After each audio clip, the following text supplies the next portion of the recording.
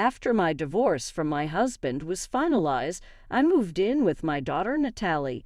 About 6 months later, something unexpected happened. It was my day off, and I was relaxing at home with Natalie when I got a call from my mother. She told me that my ex-husband and his mother had shown up at my parents' house uninvited. I quickly got dressed and went over there. When I arrived, I found my ex-husband and his mother sitting on the sofa in the living room, waiting for me. I had no clue why they were there. "Why are you here at my parents' house?" I asked. My ex-husband, John, surprised me by saying, "I want you to return the money you owe me." "My name is Aaron. I'm a 40-year-old office worker. I was married to John for 14 years, and our daughter Natalie was born around the time we got married. She's now in the 8th grade. We were a happy family, and I felt sure that we would always have a loving home together." I met John on a blind date and was instantly drawn to his friendly, kind, and cheerful nature. He liked me too, and we stayed in touch throughout high school. We shared our contact details and started dating after a few dates. A year later, he proposed, and we got married. I loved him deeply and was thrilled when he asked me to marry him. I had a close group of friends from high school, and we always came together for big events. When I told them I was getting married, they were all excited and congratulated me. They all came to our wedding and talked about wanting to get married too. Over time, one by one, all my friends from the group got married, and eventually everyone in our circle was married. We laughed and joked about how our group of friends had all suddenly become adults. When I got pregnant, my friends started getting pregnant too, and before long, we had turned into a group of moms. It felt like we were all going through life together, and I knew we would stay close friends forever. I was happy being both a wife and a mother. I also enjoyed my job. After college, I started working in the planning and development department of a big company, and my days were very busy. The job was challenging but very rewarding, and I learned something new every day. One of my mom friends who stayed at home once told me, "You're really a workaholic, Aaron, but you also have a great family life. It's like you have two lives or something." My friend says I'm a very strong woman, but I really wish I had the endless energy of a strong man. Both John and Natalie help me unwind and relax at home after a long day at work. When I got home, I would say, "I'm home," and Natalie would respond with a cheerful, "Oh, Mommy, welcome home." When she was younger, she would greet me with a big smile and a hug, which made all my tiredness disappear for the day. John would also help me relax.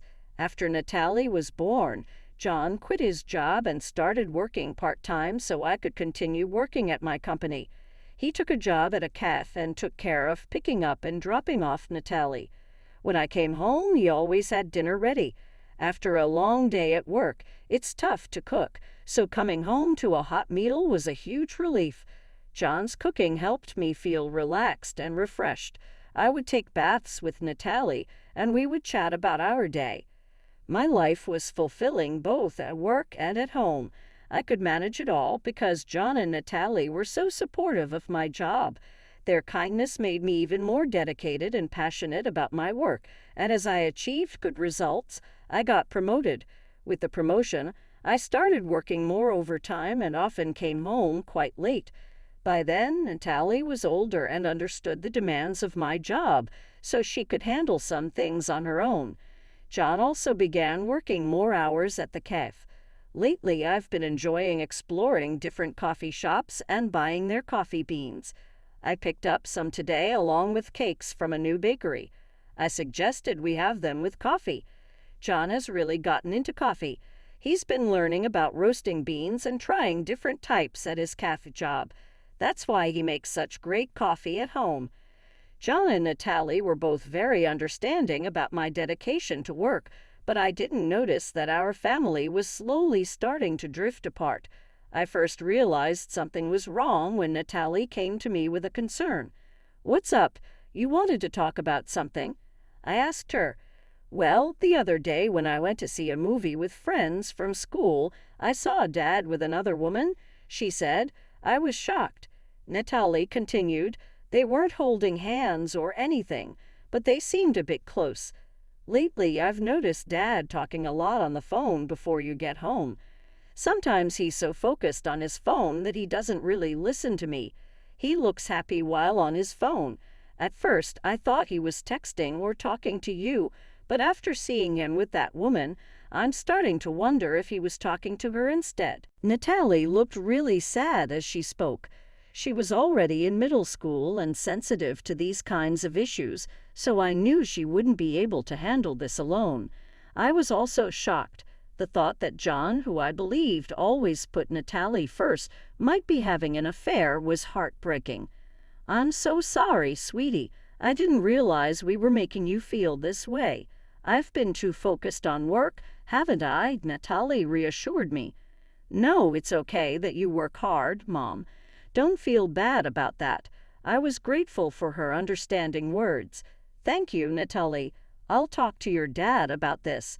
If it turns out he's having an affair, I think I'll have to get a divorce. Is that okay with you?" She nodded. "I don't like the idea of Dad having an affair. Just knowing that and still being with him would make me feel bad." Seeing Natalie so upset made me realize how much I had neglected my family. I knew I needed to get to the bottom of this issue, especially since Natalie had the courage to bring it up. I hired a private investigator to look into John's possible affair. The results were shocking. John was indeed having an affair, just as Natalie said, and there was photographic evidence to prove it.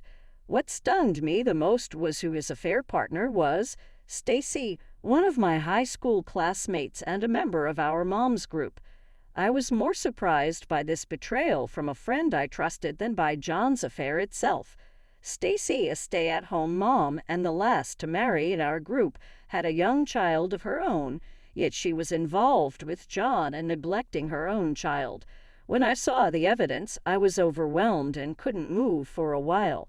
If I hadn't been alone in my room, Natalie might have stumbled upon those photos, causing even more turmoil in our family. I wasn't ready to confront John yet, and I definitely couldn't let Natalie see these pictures. I took a deep breath to calm myself down. Then another friend from the mom's group told me she had changed jobs, which gave me the idea to suggest a get-together. I figured it would be a good chance to see Stacy without her knowing I was aware of the affair. The get-together was planned for 3 weeks later. During that time, I quickly hired a lawyer and began preparing for the divorce. I briefly informed Natalie about what I had discovered and that her dad and I would be getting a divorce. We spent our days off together, looking for a new apartment. The day of the get-together finally arrived. I started by asking my friend about her new job, and then we all shared updates about our lives. Stacy still didn't seem to know that I was aware of her secret, and we had a normal conversation. "Everyone's working, so it's good that things are changing," Stacy said. "I'm just a housewife, so I'm stuck in the same routine." "Why, you don't have to work, Stacy, because you have a husband who supports you," one of my friends replied. "I do appreciate my husband, but sometimes I feel a little bored," Stacy admitted. It was time to confront her about the affair. "So, is that why you're having an affair with other people's husbands?" I asked. Stacy and the other friends froze at my comment. Aaron, what do you mean by that?" Stacy asked, her face going pale. "Well, it seems that Stacy is having an affair with my husband, John," I said. "What? No way. You must be joking," the other friend said, trying to defend Stacy. Since my friends were protecting her, Stacy took advantage of it. "That's right, Aaron. What are you talking about all of a sudden?" "You must have confused me with someone else," Stacy said, trying to deflect. "Oh, really?" I replied. "Then why don't you all take a look at this?" I pulled out the photos from my bag and laid them out on the table. My friends stared at the photos in shock. "Oh my gosh," they gasped. "Stacy, why?" Stacy, clearly caught off guard by the evidence, covered her mouth with her hand. "I'm so shocked. Why did you have an affair with my husband?" Stacy seemed to realize there was no way out. "I'm really sorry. I happened to walk into the cafe where your husband works. I didn't know he worked there at first, but I started going there regularly. My husband provides for me, but he's been neglecting me since we got married. I was feeling lonely." Stacy started to cry as she spoke, but even though she had her reasons, having an affair is unacceptable, especially with a friend's husband. I remained calm and composed, not letting her tears affect me. "I'm sorry to everyone else, but I need to tell Stacy that I'm going to pursue alimony from her," I said. "I also sent a certified letter about this to your mailbox today, Stacy. Your husband should have already seen it." "Oh no," Stacy said, looking worried. "How could he do something so terrible?" she asked, still in shock. "It's far worse to have an affair with a friend's husband when you're married and have a child of your own. You need to face the consequences and make amends for what you've done," I said. Stacy turned pale and nodded. One of my other friends added, "We really can't trust you anymore, Stacy." We left the restaurant, leaving Stacy behind. Now that I had dealt with her, it was time to confront John. I was pretty sure Stacy had already contacted him about what happened. When I got home, John met me at the door, looking panicked. "What have you done?" "I just got a call from Stacy." "Are you really making our affair public? How could you be so terrible? You acted like a good husband, but you were cheating on me." "No, that's not. But Stacy has a family too. How could you expose her like that? It's ridiculous. It seems people who have affairs think alike. You believe that as long as the other person doesn't find out, it's not a big deal. But what you did was wrong, and it all needs to be revealed as part of your punishment. That's why I'm going to divorce you and seek alimony and child support." With clear evidence of the affair, John couldn't deny what happened and agreed to the divorce. However, he was hesitant about paying alimony and child support. When I hired a strong lawyer and made it clear that I was ready to take the case to court, he finally agreed to pay. Upon our divorce, my ex-husband sold the house we had been living in. I moved into a new apartment with Natalie. I also pursued alimony from both John and Stacy and received $330,000 from each. Additionally, I secured child support from John. Once everything was settled, Natalie and I started our new life together. The experience was very traumatic for me, but over time my wounds began to heal. However, about 6 months later, another issue arose. I was relaxing at home with Natalie on my day off when I got a surprising call from my mother. She told me that my ex-husband and ex-mother-in-law had shown up at my parents' house and forced their way in without permission. My father was out, so my mother called me in a hurry. I quickly got ready and went to my parents' house.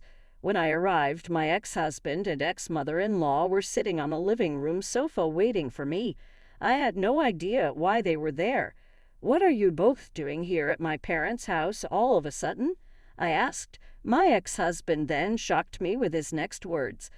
"I want you to give me back the money you owe me." "Huh, I never borrowed any money from you." "I paid $155,000 for our wedding. Remember, you were the one in charge of the wedding, so that money was lent to you. Now that we're divorced, you're claiming it was all a fraud. Honestly, I could sue you for marriage fraud, but for now, all I want is that $155,000 back as a settlement." He made an unreasonable request.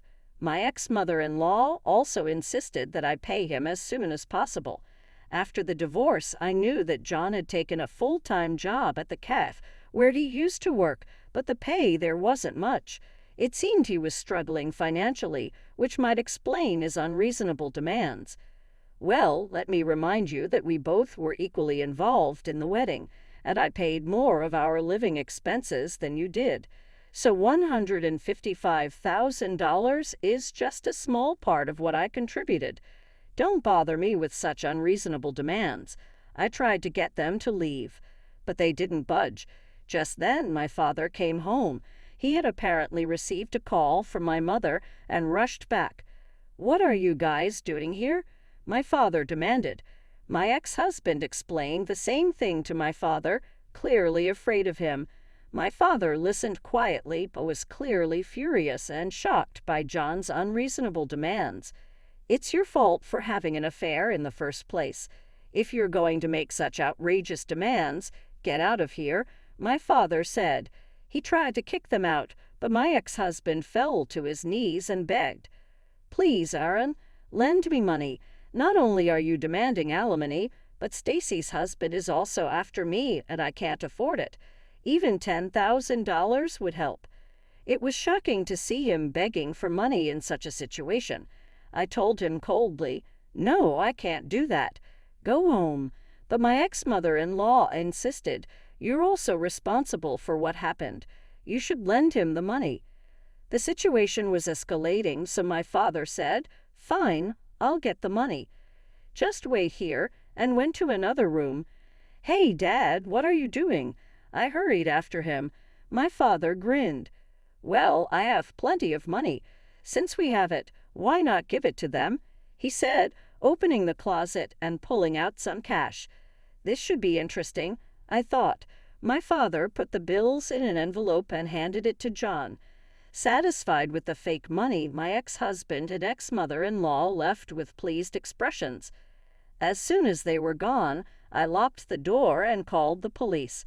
The two must have realized the money was fake as soon as they stepped outside, because they came rushing back, banging on our front door. "Hey, what's going on? This is Monopoly money. I don't want this fake cash," John shouted angrily.